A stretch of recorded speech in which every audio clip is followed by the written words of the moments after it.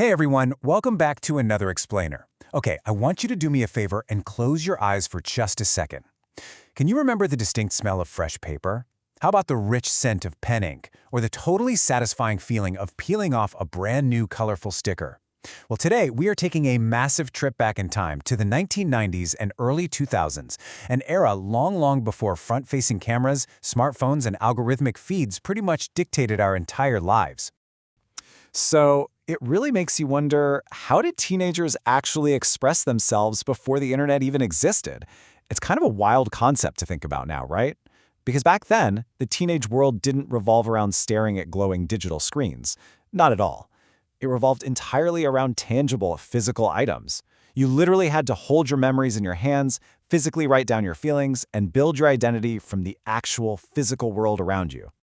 Okay, let's dive right into this. We're going to trace the journey of a 90s teenager, starting with life before the digital era, moving into their private and secret spaces, looking at sincere connections between individuals, checking out the mating, which was essentially the very first social media, and finally wrapping up with messages from the past. All right, Section 1, Before the Digital Era. Think about this unique little pocket of time. Your deepest feelings simply didn't need to be uploaded to be validated. And your memories certainly didn't need digital filters to look beautiful. Honestly, there's probably no better symbol of this entire era than the iconic 90s binder. Just picture it. You had colorful stickers everywhere, photos of your absolute favorite idols that you meticulously cut right out of magazines, friends' biographies filled out in brightly colored gel pens, and those tiny, incredibly intricate folded letters. The chaotic, overstuffed nature of that physical binder, it perfectly mirrored a teenager's personality back then. Cheerful, totally innocent, and undeniably honest. Every single page was like a chaotic, beautiful little puzzle piece of their life. Moving on to Section 2, Private and Secret Spaces. Now, what happens when those feelings get a bit too deep, or maybe a little too complicated for the brightly colored binder? Well, you used the ultimate vault, the tiny, padlocked diary. Often hidden safely right under a pillow, this was an absolute safe space for raw, unfiltered honesty. And why was it so honest? Because there was no backspace, there was no delete button. Every crossed-out word, every messy ink smudge, it all stayed right there on the page. It was literally the purest place to record your first loves and biggest dreams without the slightest fear of judgment. Now, what's really interesting here is how the physical space of a bedroom was utilized. Pasting posters all over bedroom walls acted as this massive physical canvas for a developing identity. You'd see teen magazine posters of the Backstreet Boys, They Were 19, or Michael Jordan in his prime, and they were all just neatly attached to the wall with clear tape. You were literally surrounding yourself with the people you admired, loudly declaring to yourself and, honestly, anyone who walked into your room, exactly who you were. Okay, Section 3, Sincere Connections Between Individuals.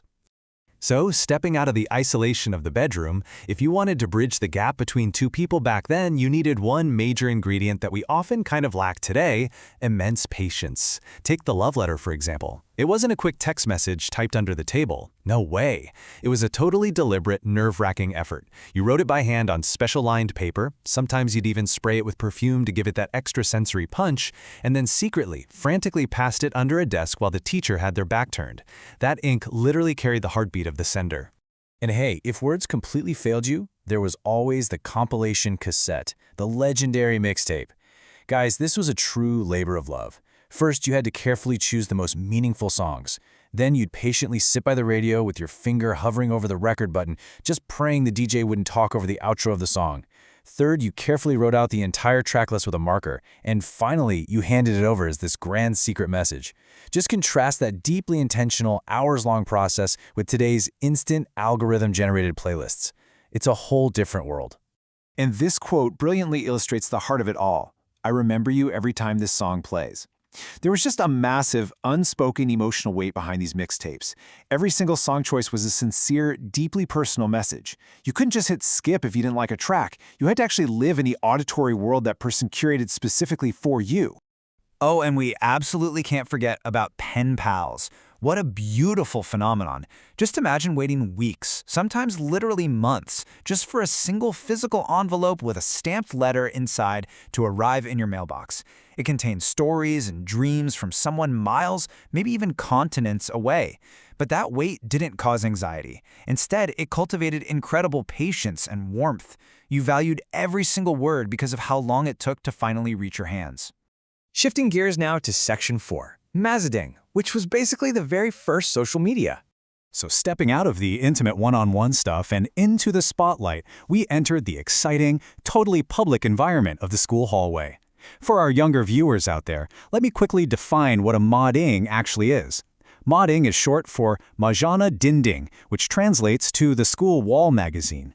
Long before your Instagram grids or TikTok feeds, this physical corkboard functioned as the first true public social media feed for the 90s generation. This is where the poems, the bold opinions, and the hand-drawn caricatures were posted for collective expression. Let me tell you, having your work displayed on the matting was a massive thrill. It was a profound public acknowledgement of your existence. If your personal writing was actually chosen to be pinned up there among all the colorful paper clippings, you truly felt like a star for a day. People would gather around during their breaks just to read it. It was literally the original analog version of going viral. And speaking of being remembered by your peers, check out this classic quote, "Don't forget me." This is the simple phrase scrawled across the pages of school yearbooks just before graduation. Filled with these messy handwritten notes, those books still carry that incredibly nostalgic scent of paper and ink. And the beauty of it? You can't just scroll past a yearbook signature. It is etched there forever. Finally, we reach Section 5, messages from the past. As we bring our journey all the way back to the present day, let's get just a little bit reflective. So, what does this all mean? The crucial point is found right here, in this comparison. On one side, we have the analog era, handwriting, waiting patiently, making things highly personal. On the other side, our current digital era, instant communication, quick statuses, disappearing stories. And yes, it is incredibly practical, but it often lacks that human warmth, right? We've sort of traded deliberate, warm connection for fast, practical convenience. Because behind the silence of that era, an era with absolutely zero internet signal, there was this profound sincerity and expression that simply cannot be downloaded. Those simple, much slower things from the past, they feel so much more valuable to us today precisely because of their undeniable, handwritten sincerity. There was no algorithm filtering their truth. It was literally just a person, a pen, and a feeling. I want to conclude our explainer today by leaving you with this thought to mull over. In this hyper-fast, completely instant era, when was the absolute last time you wrote something with true sincerity? Seriously, take a moment today to grab a pen, find a physical piece of paper, and write something real to someone you care about.